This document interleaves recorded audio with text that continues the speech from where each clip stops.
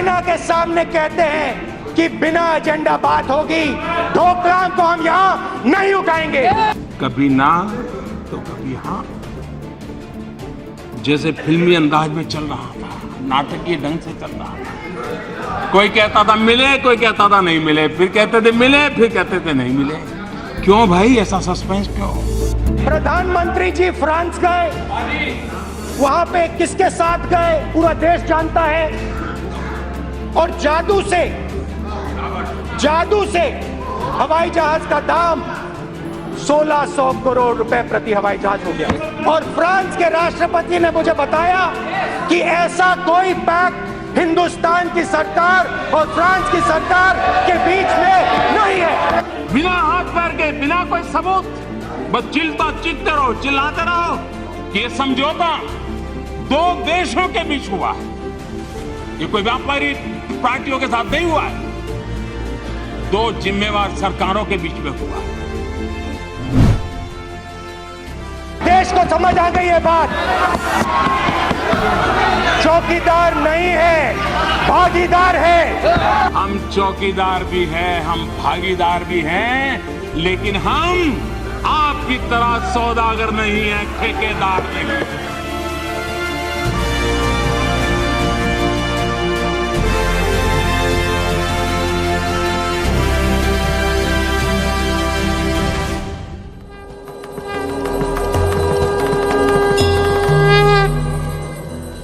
मेरी धरती मुझसे पूछ रही कब मेरा कर्ज चुकाओगे, मेरा अंबर मुझसे पूछ रहा कब अपना फर्ज निभाओगे।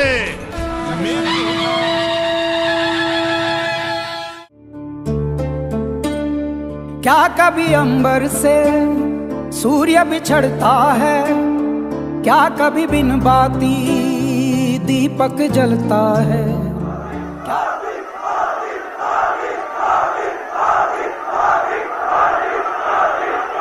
अगर कोई विजयी हुआ है तो हिंदुस्तान विजयी हुआ है। अगर कोई विजयी हुआ है तो लोकतंत्र विजयी हुआ है। अगर कोई विजयी हुआ है तो जनता जनार्दन विजयी हुई है।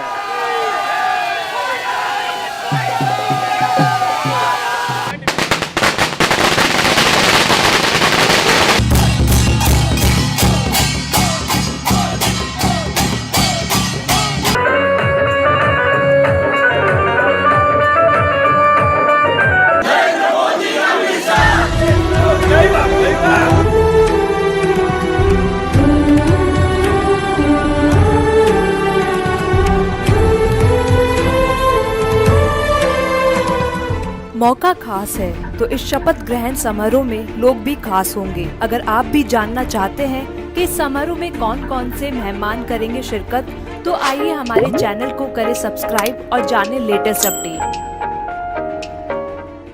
मोदी के शपथ ग्रहण समारोह के लिए दुनिया भर से कई दिग्गज और वीवीआईपी लोगों को न्योता भेजा गया है। सियासत के मैदान से सोनिया गांधी, राहुल गांधी, अरविंद केजरीवाल, के चंद्रशेखर राव, एसडी कुमारस्वामी और गुलाम नबी आजाद इस शपथ में शिरकत करेंगे। वहीं बिजनेस जगत के Mukesh Ambani, John Chambers, Bill Gates, Gautam Adani, Ratan Tata, जरल पीरामाल और क्रिस्टल लगार्ड शामिल होंगे।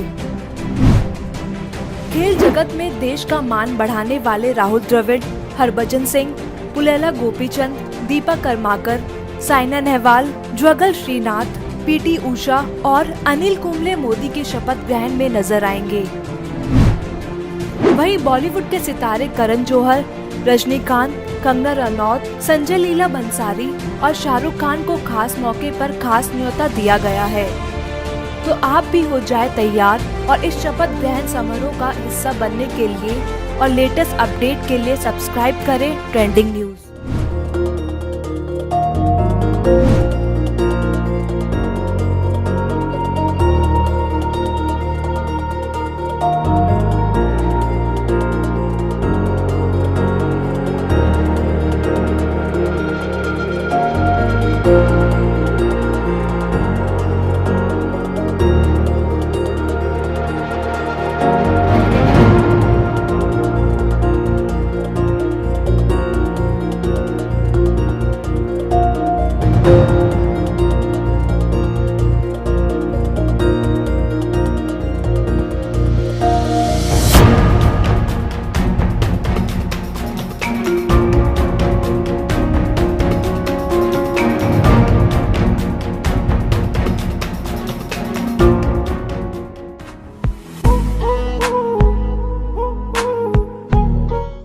मित्रों, मैं बचपन में रेल के डिब्बे में चाय बेचता था।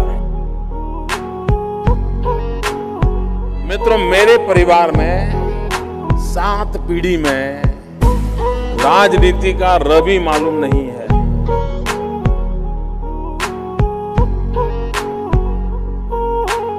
अगर आपके दिल में समाज के लिए, देश के लिए करने की आग है, निकल पड़िए दोस्तों, रास्ता अपने आप मिल जाएगा। आपका आप पर भरोसा होना चाहिए। लेना, पाना, बनना, ये ख्वाब लेके चलोगे तो ख्वाब ख्वाब ही रह जाएगा।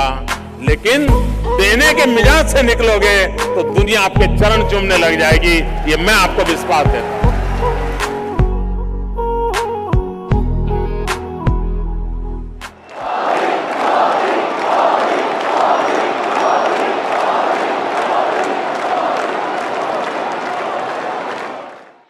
इसे कहते हैं छा जाना। देश की हुकूमत करने वाला जब दिलों पर हुकूमत करने लगे, नेता जब देश की जनता का हीरो बन जाए, जिसकी लोकप्रियता का रिकॉर्ड बड़े पर्दे के सितारों को भी पीछे छोड़ दे। कुछ ऐसा ही किरदार बन गए हैं प्रधानमंत्री नरेंद्र मोदी। प्रधानमंत्री नरेंद्र मोदी को ट्रेंडिंग न्यूज की ओर से जन्मदिन की बधाई। देश के प्रधानमंत्री अपनी मां के बेटे, हर पहलू में वो एक मजबूत इंसान दिखाई देते हैं। आज है प्रधानमंत्री नरेंद्र मोदी का जन्मदिन। हर साल अपने जन्मदिन की शुरुआत वो अपनी मां के आशीर्वाद के साथ करते हैं। पहले उनके पास जाकर उन्हें प्रणाम करते हैं, उसके बाद देश की जनता का शुक्रिया अदा करते हैं और हर बार की तरह अपने काम में जुट जाते हैं। 68 साल की उम्र में ये जोश, ये जज्बा और देश के लिए हद से बढ़कर जुनून उन्हें कभी थकने नहीं देता। नरेंद्र मोदी 2014 से देश के प्रधानमंत्री हैं। जब से उन्होंने ये तख्त संभाला है, देश की राजनीति की परिभाषा को बदल कर रख दिया है। पीएमओ समेत सरकारी दफ्तरों में कामकाज का तरीका बदल गया है। हर कोई देश हित में काम करने लगा है। मेहनत के लिए अपनी खुद की मिसाल सबके सामने रखी नरेंद्र मोदी ने। उन्होंने बताया कि काम कोई भी हो अपनी इच्छा शक्ति से करना चाहिए, उसे बड़े छोटे से नहीं तोलना चाहिए। साथ ही उन्होंने बाहरी देशों की नज़रों में भारत को एक अलग नजरिए से प्रदर्शित किया। उनके इस कदम ने भारत को देखने वालों का नजरिया बदल दिया। उनके इसी अंदाज को पसंद करती है देश की जनता और हमेशा कहती है नमो नमो। हमारी पूरी टीम की ओर से प्रधानमंत्री नरेंद्र मोदी को जन्मदिन की ढेर सारी बधाई।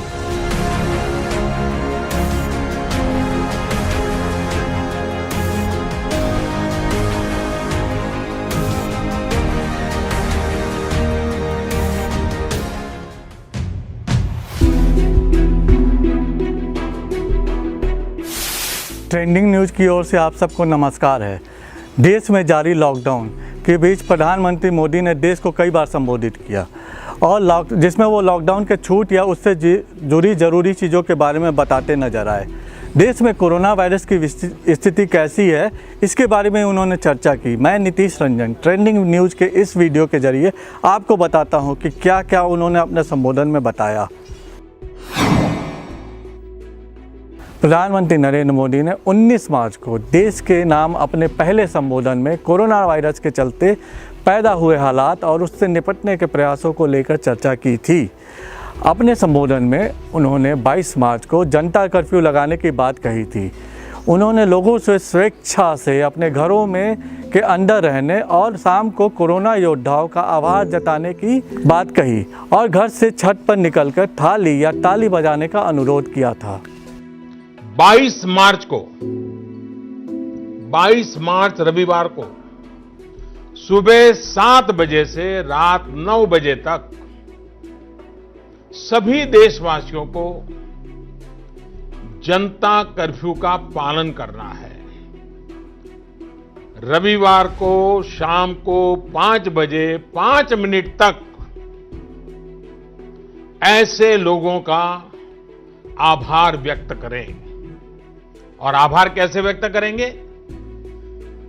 ताली बजा करके, थाली बजा करके, घंटी बजा करके हम उनके प्रति अपनी कृतज्ञता व्यक्त करें। जनता कर्फ्यू की सफलता के बाद प्रधानमंत्री नरेंद्र मोदी ने दूसरी बार 24 मार्च को देश को संबोधित किया। इस दिन उन्होंने कोरोना वायरस के संक्रमण के मद्देनज़र देश में 25 मार्च से 14 अप्रैल तक 21 दिनों के लॉकडाउन की घोषणा की। उन्होंने कहा ये जनता कर्फ्यू की तरह होगा, लेकिन इसमें थोड़ी सी सख्ती बढ़ाई जाएगी। प्रधानमंत्री ने लोगों को कोरोना का चेन तोड़ने के लिए घर के अंदर रहने और लक्ष्मण रेखा पार न करने की सलाह दी। अभी के हालात को देखते हुए देश में ये लॉकडाउन 21 दिन का होगा, 3 सप्ताह का होगा। बाहर निकलना क्या होता है ये इन 21 दिनों के लिए भूल जाइए। घर में रहे और एक ही काम करें कि अपने घर में ही रहें। देश में लॉकडाउन लागू होने के बाद प्रधानमंत्री ने पहली बार देशवासियों को वीडियो संदेश के जरिए संबोधित किया। उन्होंने जनता को 5 अप्रैल के रात 9 बजे 9 मिनट का समय मांगा। उन्होंने जनता से कहा कोरोना योद्धाओं के प्रति एकजुटता दिखाने के लिए 9 मिनट के लिए अपने घर की लाइटें बुझाकर दिए, मोमबत्ती या मोबाइल की फ्लैश लाइट जलाने का अनुरोध किया, जिसको जनता ने हाथों हाथ लिया। मोमबत्ती, दिया, टॉर्च या मोबाइल की फ्लैश लाइट 5 अप्रैल को रात को 9 बजे 9 मिनट तक जरूर जलाएं।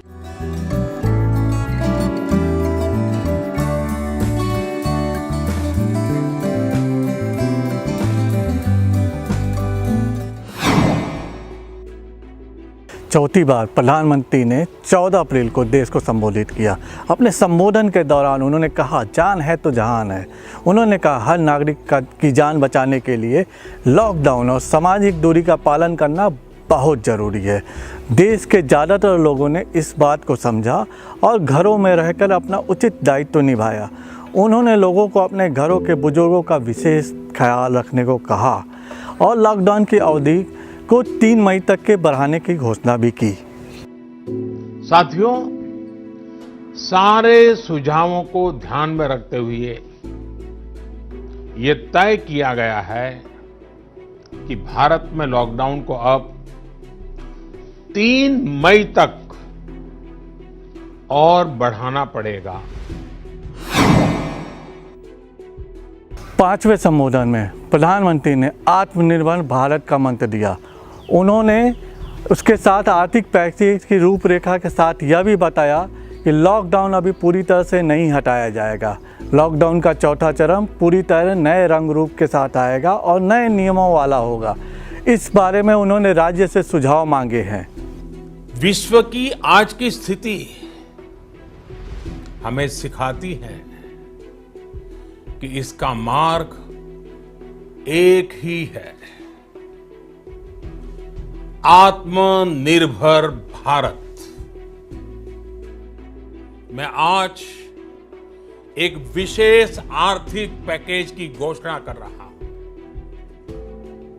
यह आर्थिक पैकेज 20 लाख करोड़ रुपए का है। लॉकडाउन 4 पूरी तरह नए रंग रूप वाला होगा, नए नियमों वाला होगा। राज्यों से हमें जो सुझाव मिल रहे हैं उनके आधार पर लॉकडाउन 4 इससे जुड़ी जानकारी भी आपको 18 मई से पहले दी जाएगी। अब लॉकडाउन के चौथे चरण में क्या क्या बदलाव किए जाएंगे इसका पता 18 मई को लगेगा। तब तक घर पर रहें और सुरक्षित रहें और खबरों पे बेबाक राय सुनने के लिए ट्रेंडिंग न्यूज़ को सब्सक्राइब करें और बेल आइकन ज़रूर दबाएं धन्यवाद। जय हिंद।